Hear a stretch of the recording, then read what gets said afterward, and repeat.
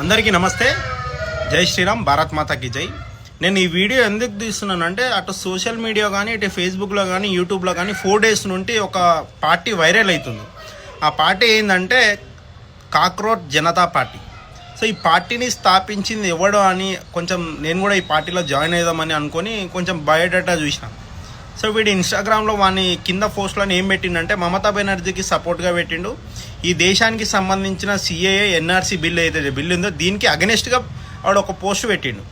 అరే వీడు మన దేశం గురించి మంచిగా ఆలోచించి ఈ పార్టీ పెట్టిండు అని అనుకుందామంటే సరే నన్ను ఓపెన్ చేసిన తర్వాత యాంటీ హిందూ వీడు ఏంటంటే ఆమ్ ఆద్మీ పార్టీకి సంబంధించిన సోషల్ మీడియాని వీడు నడిపేటోడు.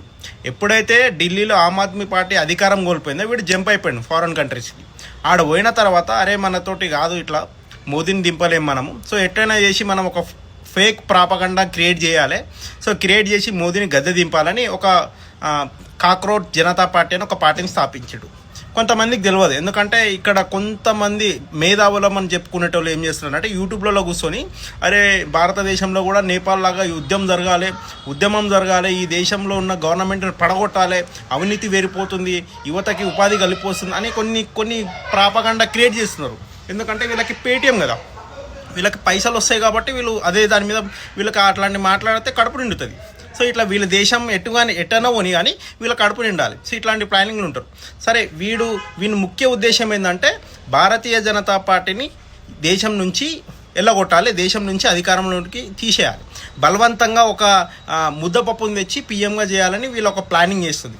సో నేను ఏం చెప్తున్నానంటే ఎవడైతే పొద్దున్న లేవగానే ఒక సైడ్ నుంచి హిందుత్వం గురించి మాత్రమే వీడియోలు తీసేది ఎవడైతే ఉన్నాడో జర్మన్ షెపర్డ్ ఆడు. మీకు అందరూ తెలుసు కదా జర్మన్ షెపర్డ్ అంటే ఎవడో. పొద్దున్న లేగానే మనకి ఒక 50,000 అకౌంట్లో పడంగానే ఒక వీడియో వస్తుంది.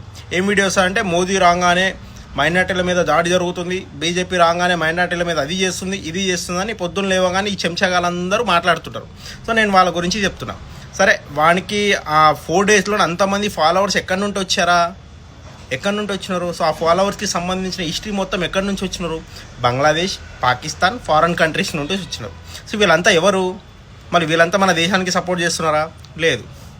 ఎవరికి సపోర్ట్ చేస్తున్నారు? మన దేశంని గవర్నమెంట్ పడిపోతే వీళ్ళు ఆనందించేటోళ్ళు, అంటే ఎప్పుడెప్పుడు మన దేశాన్ని అటాక్ చేయాలని చూసేటోళ్ళు మాత్రమే వీళ్ళందరూ ఫాలోవర్స్. సో ఈ కొడుకులంతా బయట కంట్రీస్ నుండి వచ్చి ఇక్కడ ఎందుకు హ్యాండిల్ చేయాలనుకుంటారు? ఈ దేశం నుండి ఇప్పుడు ఈ దేశ పౌరునిగా ఈ దేశం నుండి నువ్వు కొట్లాడాలి.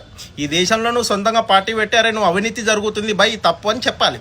అంతేగాని నువ్వు ఎక్కడనో అమెరికాలో కూర్చొని ఇక్కడ చెంచగాలతో ఒక 4-5 బిస్కెట్లు వేసి వాళ్ళని ఇక్కడ పార్టీని స్థాపించి వాళ్ళతోటి